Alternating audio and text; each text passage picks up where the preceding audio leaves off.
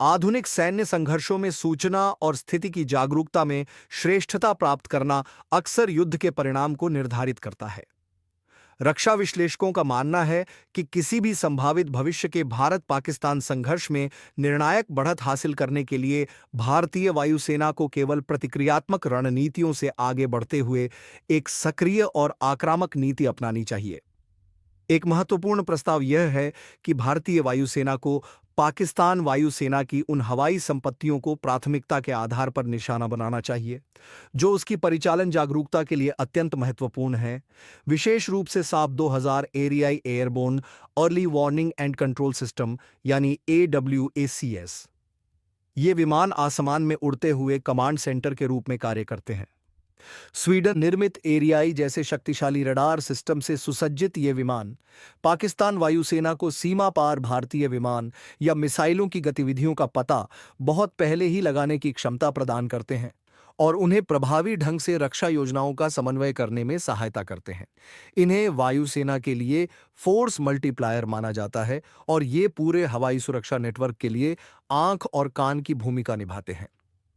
रणनीतिक विशेषज्ञों का मानना है कि इन हवाई निगरानी प्लेटफॉर्म्स को युद्ध की शुरुआत में ही निष्क्रिय कर देना पाकिस्तान की हवाई सुरक्षा और लड़ाकू विमानों के संचालन को गंभीर रूप से बाधित कर सकता है। यदि AWACS को निष्क्रिय कर दिया जाए तो पाकिस्तान वायुसेना को अपनी जमीनी रडार प्रणालियों पर निर्भर रहना पड़ेगा, जिनकी सीमा, गतिशीलता और दुर्गम इलाकों में टिके रहने की क्षमता सीमित होती है।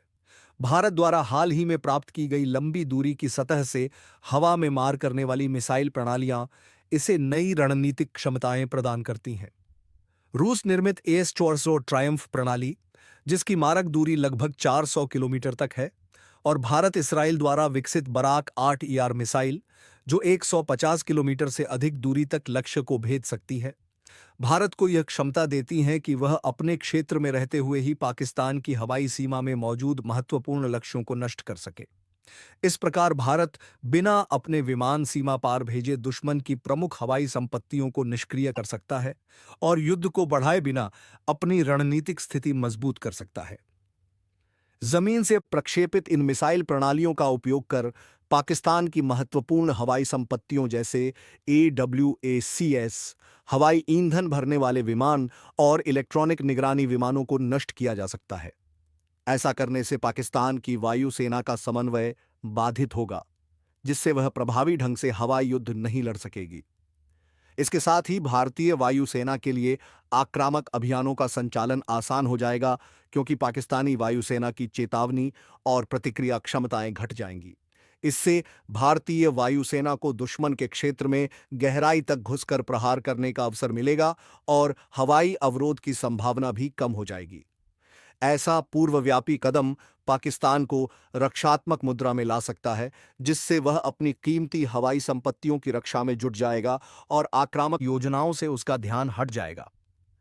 विशेषज्ञ यह भी स्वीकार करते हैं कि AWACS जैसे उच्च मूल्य वाले लक्ष्य पर पूर्वव्यापी हमला अंतर्राष्ट्रीय मानदंडों के अनुसार एक बड़ा उकसावा माना जाएगा।